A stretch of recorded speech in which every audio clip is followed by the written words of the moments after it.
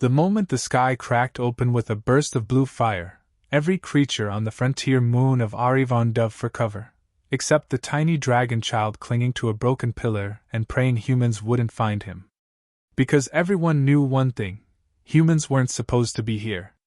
The galactic brood elders taught it since the first hatchling could speak: if you ever see a human, run.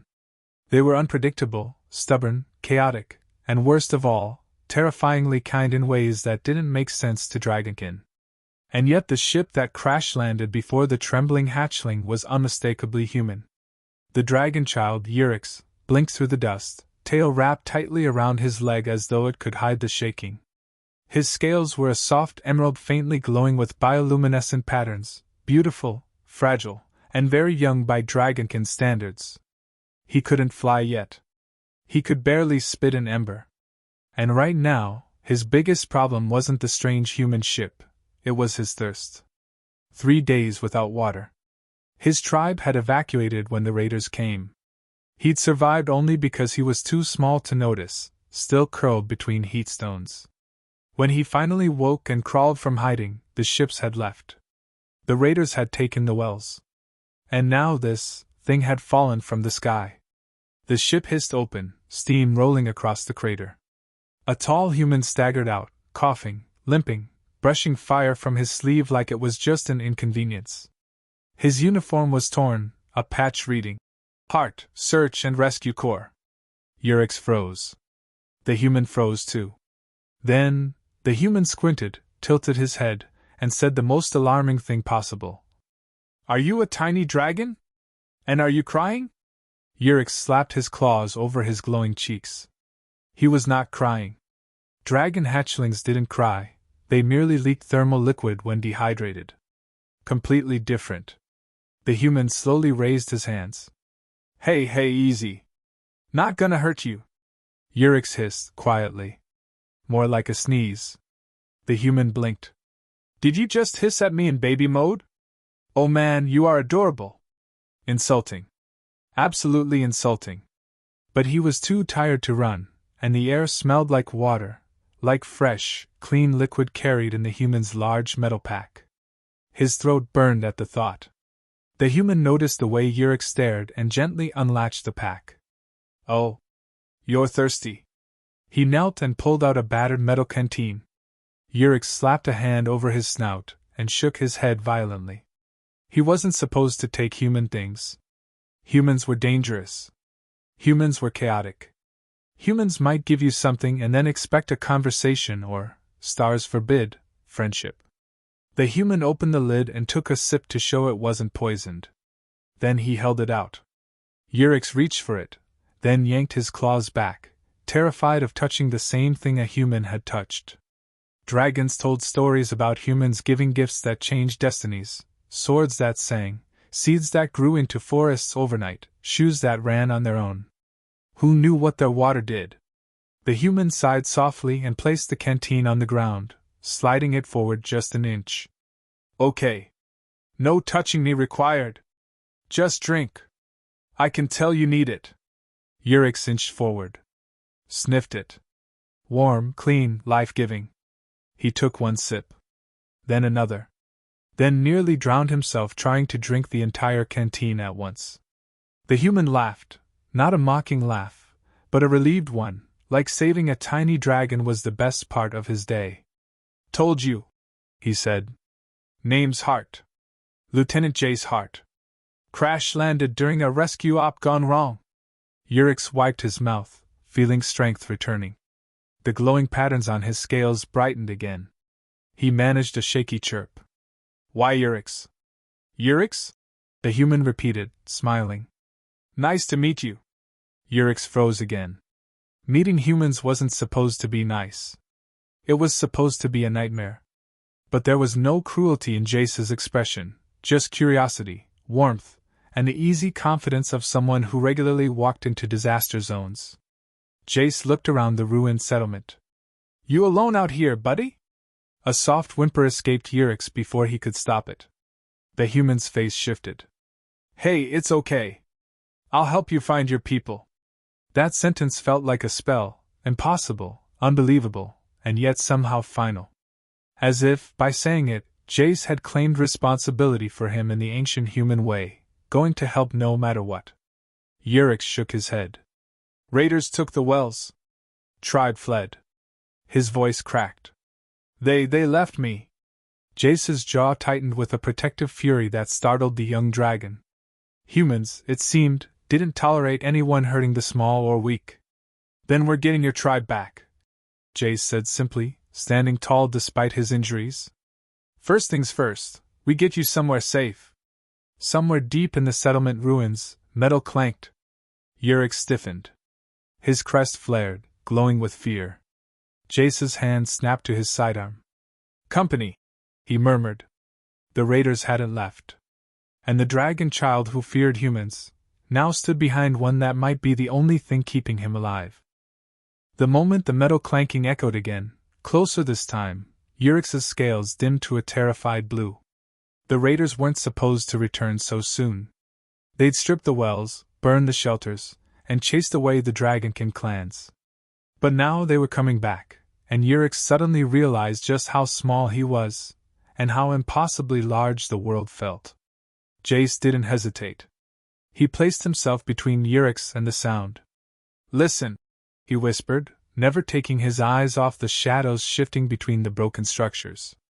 You see anything glowing wrong or moving weird, you tell me. Yurix swallowed. Humans, you fight raiders with only one weapon? Jace chuckled. One? Kid, I crashed with half a cargo bay of crazy ideas. That made no sense to Yurix, but he didn't have time to question it. A trio of raiders emerged from the debris, armor patched together from stolen tech, glowing visors scanning the ruins. They were tall, muscled, and merciless. Their leader spotted Jace immediately.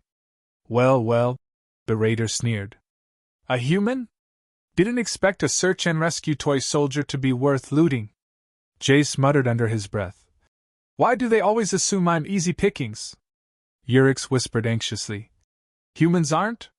Jace winked. Watch and learn. The raider raised his blaster. Yurix yelped. Jace grabbed the dragon child by the scruff and dove behind a collapsed wall as plasma fire streaked past. Explosions lit up the ruins. Dust rained down. Yurix trembled uncontrollably, but Jace's grip stayed steady, firm, grounding. Okay, Jace said, calm as ever. Plan A, talk them down. Plan B, outrun them. Plan C, improvise chaos. Yurix squeaked. Which plan now? A plasma bolt melted the stone where Jace's head had been a second earlier. Plan C it is. Jace rummaged into his pack with one hand while holding a piece of broken metal like a shield with the other. He tossed Yurix a strange disc with blinking lights. Hold this. Yurix panicked. What does it do? Hopefully not explode. We'll see. Yurix's eyes widened in horror. Jace rolled out from cover, fired a few suppressive shots, and sprinted toward a metal water pipe protruding from the rubble. He slammed a charge against it. Yurix watched in confused fascination as the human twisted a valve, redirected pressure, and set the device he'd given Yurix to blink faster. The raiders advanced, laughing. What's the little human doing? Fixing plumbing? Jace grinned. Kind of. He shouted toward Yurix. Now! Yurix pressed the blinking disc in panic. A blast of scalding steam erupted from the ruptured pipe, exploding outward in a pressurized geyser. The raiders were launched backward, tumbling across the ground like leaves in a storm. Yurix's jaw dropped. Humans control water attacks? Jace laughed breathlessly. Kid, humans control whatever we can get our hands on. He scooped Yurix up and sprinted deeper into the ruins as the raiders scrambled to recover. Shots fired again, too many, too fast. They're angry! Yurix squealed. I noticed! Jace dived into an abandoned storage building. Amid the dust and debris, broken crates sat around melted machinery. He quickly barricaded the entrance with a beam while Yurix caught his breath. The young dragon stared at him in awe. You fight raiders with pipes, steam, and weird blinking discs? Improvisation, Jace replied. Human specialty. You are very strange creatures. Thank you? Urix didn't know if it was meant as a compliment, but Jace beamed like it was. Outside, the raiders regrouped. Heavy footsteps approached. Their leader barked orders. They know we're trapped, Urix whispered, tail curling around himself. Jace knelt, gripping Urix's shoulders. Look at me! The tiny dragon forced his eyes upward. You're not alone. And I'm not leaving you. Understand? Urix's heart thudded. He didn't understand humans at all. Why would a stranger care? Why would someone risk themselves for a small, technically useless hatchling? But Jace meant it. He nodded shakily. Good. Because I've got one more stupid idea. Jace rummaged through the storage crates, tossing aside junk until he found a cracked plasma welder, a rusted engine coil, and 2 containers of coolant. Urix tilted his head. Is this another human trick? This, Jace said, stacking items like puzzle pieces, is how humans turn trash into an advantage. He rigged the welder to overload, fed power through the coil, twisted the coolant tubes around it, and set a timer. Urix's eyes widened. It will explode? It will encourage them to leave us alone. That means explode. Probably. The footsteps stopped directly outside. Jace scooped Urix into his arms and sprinted to the rear exit. Behind them, the raider leader kicked down the door. The device detonated with a thunderous crack, spraying supercooled vapor and molten shards. Raiders screamed as frost crawled up their armor, locking joints, while other pieces burned red-hot. Urix stared in open-mouthed horror and awe. You humans weaponize temperature confusion! Kid, Jace said between breaths as they escaped into the wilderness beyond the settlement. We weaponize everything. They ran until the ruins disappeared behind distant ridges. Only then did Jace set Urix down. The small dragon looked up at him, not with fear this time, but something new. Trust. And a dangerous realization. If the raiders wanted him, if his tribe was missing, if humans were this determined, then maybe this strange creature from the sky was exactly who he needed. The desert winds howled across Erevan's cracked plains, carrying with them the metallic stench of raider engines. Urix clung to Jace's shoulder as the human trudged through jagged rocks and abandoned burrows, searching for any trace of the dragonkin tribes. But every footprint they found led nowhere, erased by storms or covered by raider tracks. And the longer they searched, the clearer it became. The raiders weren't just scavenging. They were hunting. Jace stopped suddenly and raised a fist. Silent command. Urix froze, barely breathing. The human pointed toward a distant ridge where faint, pulsing lights flickered beneath the cliffs. Camp, Jace whispered. Too big for just raiders. Urix's heartbeat echoed in his ears. My tribe? Maybe. Or their captors. He crouched behind a slab of stone and pulled out his scanning beacon, battered but still usable. A blue hologram shimmered to life, showing clusters of heat signatures, too many to be raiders alone. Jace exhaled sharply. They took prisoners. Urix's scales dimmed with fear. They'll hurt them, he whispered. Jace's jaw tightened. Not if I'm breathing. The young dragon stared at him. This was not how dragonkin acted. Elders solved disputes, warriors negotiated, tribes hid when threatened. But humans ran toward danger with a kind of reckless determination that was almost mythical. And now, standing on this ridge, watching the raider camp below, Jace looked less like a stranded survivor and more like a force of nature. We need a plan, Urix said softly. Already working on one. Jace dug into his pack, what was left of it, and pulled out a small metallic box. When he opened it, glowing nanobots swirled within like a tiny storm. Urix gasped. A human swarm machine? Jace smirked. Rescue Corps Special. They're programmed for medical micro-repairs and structural stabilization. He winked. Also great for causing distractions. Urix watched in fascination as Jace adjusted the commands. You humans, you create life out of metal dust? Nanobot engineers created them. I mostly abused them creatively. Urix nodded solemnly. He had long suspected humans were half chaos, half miracle. This confirmed it. Jace pointed down at the camp. We release them near the power grid. They'll overload the system. Lights go out, engines stall, alarms glitch. We sneak in, free your people, and get out before the raiders realize they're being robbed. Urix's tail curled. That is a very dangerous plan. Yup. And you are smiling. Yup. Urix swallowed. Humans are terrifying. That's the spirit, Jace said cheerfully. They crawled down the ridge under the cover of darkness, slipping between rocks and dried roots. The raider camp loomed closer, massive, fortified by scavenged plating and buzzing with guards. Cages lined the far edge, faint shapes huddled inside. Dragonkin, wings folded, tails wrapped in fear, their bioluminescent scales dimmed. Urix's breath caught. That's them. Jace pressed a reassuring hand to his back. Let's go get your family. They crept to the perimeter fence. Jace set the nanobots swarm near the generator, fingers flying over the controls. You ready? He whispered. Urix nodded, though his claws shook. Okay, little buddy. 3, 2, 1. The nanobots surged forward like silver smoke, infiltrating wires and circuits with surgical precision. At first, nothing happened. Then everything happened. Lights exploded in showers of sparks. Engines sputtered. Alarms blared nonsense tones, high, low, switching randomly. Raiders shouted, stumbling as barriers dropped and shields flickered uncontrollably. Chaos. Jace grinned. Perfect.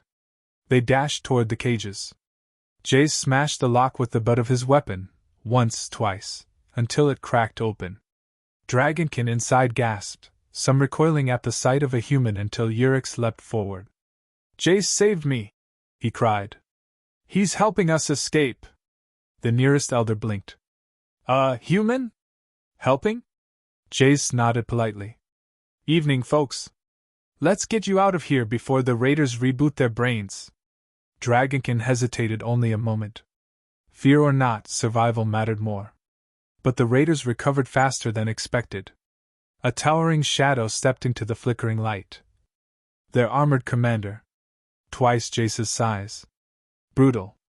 Armed with a plasma axe crackling with blue fire. He pointed at Jace and the dragonkin with a snarl.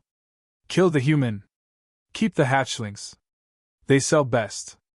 Urix felt something ancient ignite inside him. Instinct, fury, a protective fire he didn't know he had. No! He cried, stepping in front of Jace despite shaking legs. The raider commander laughed. Move, lizard. Jace stepped forward, placing a hand on Urix's shoulder. Kid! Stay behind me. The axe swung. Jace dodged, barely. Sparks exploded where the blades struck the ground. The raider was monstrously strong, each swing a shockwave. Urix's mind raced. Humans fought with cleverness.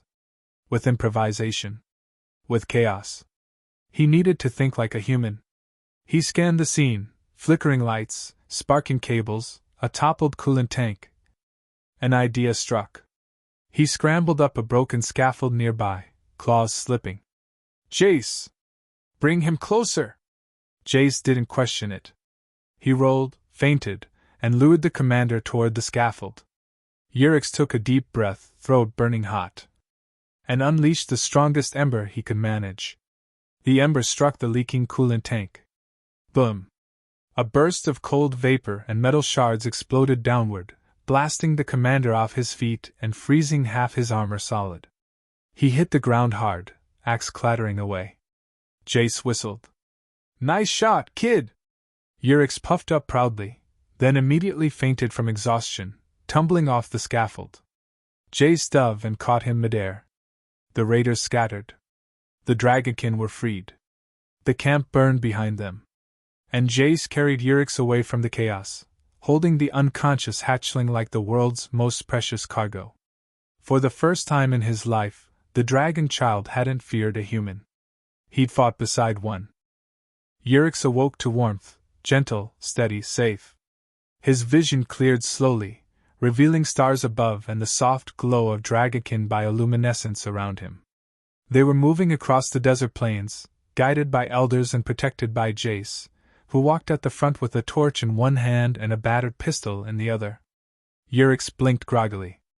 How long was I asleep? Jace turned, grinning. Couple hours. You snore like a malfunctioning hoverbike, by the way. The young dragon flushed deep purple. I do not snore. Jace ruffled the little horns on his head. Kid, you could power a generator with the sound alone. The dragonkin nearby chuckled softly. Even the elders, who had once warned their children never to approach humans, laughed with tired relief. The tribe had suffered, but they were alive. Free.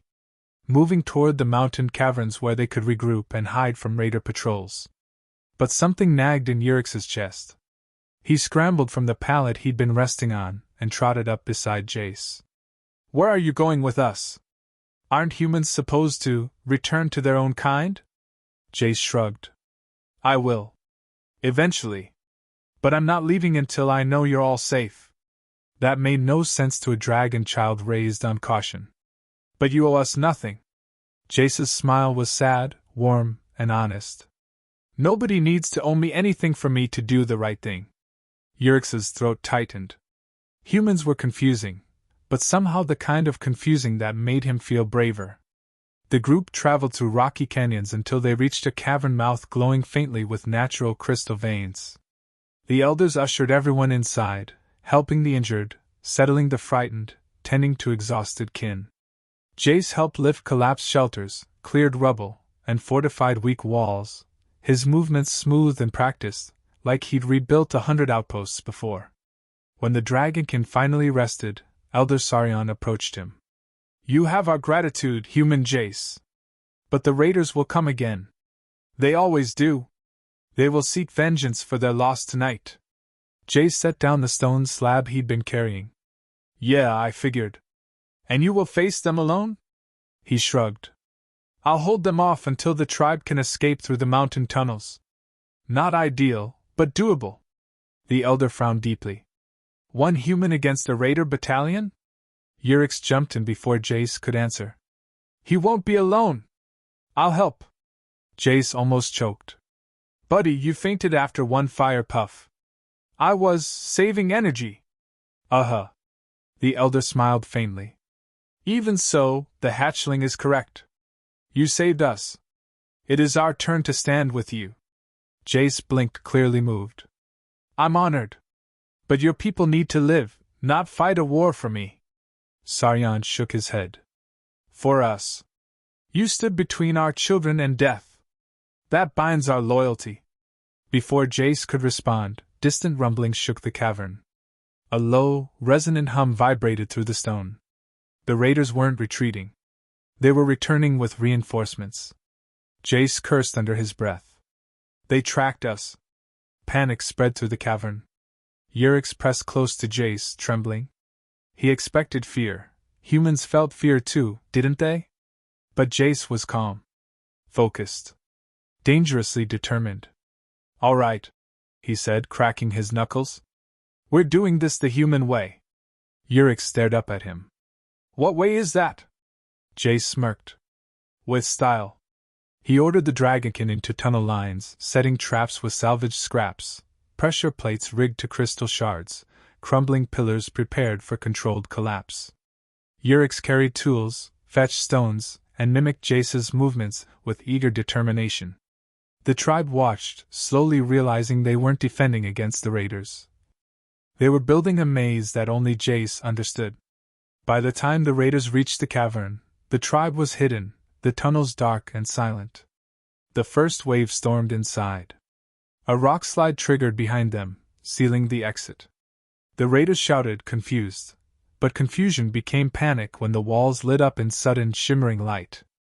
Yurix had climbed high into a crevice, breathing flickers of flame over crystal veins. The flames refracted, multiplying, creating dancing illusions of dragons in every direction. Then Jace stepped forward from the shadows. A single human facing an entire raider squad, illuminated by ghostly dragon fire. Looking for round two? He asked. The raiders charged.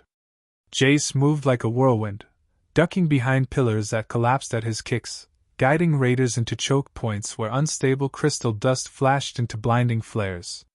Yurix, still hiding above, triggered small cascades with careful fire bursts, isolating and disorienting the enemy. It wasn't brute force. It was precision. Creativity. Chaos, human style. Within minutes, the last raider stumbled, weapon lost, morale shattered. Jace pinned him to the ground with a broken spear shaft. "Tell your commander," Jace growled. "If he touches this tribe again, he answers to me." The raider fled, tripping over himself in terror. When the cavern finally fell silent, the tribe poured out, cheering, crying, hugging one another. Yurix hopped down from his perch, chest puffed with pride. Jace knelt and ruffled his horns. "Nice fireworks show, kid." Yurix beamed. "You taught me. Humans always say, improvise." "That's right." The elders bowed deeply before Jace. "You are family now," Saryon said. "A dragonkin ally of highest honor." Jace chuckled. "Does that come with dental insurance?" Yurix leapt onto him, wrapping his wings around the human in the closest thing a dragon child could give to a hug. "You saved my life," Yurix whispered. "You saved all of us. And you saved mine, kid." As dawn broke over Arivon, the dragonkin tribe emerged from the cavern, free, stronger, united. And at the front walked Jace and Yurix, side by side, warrior and hatchling, human and dragon. Enemies feared their names. Friends celebrated them. And the galaxy would one day learn. A human and a dragon child are unstoppable together.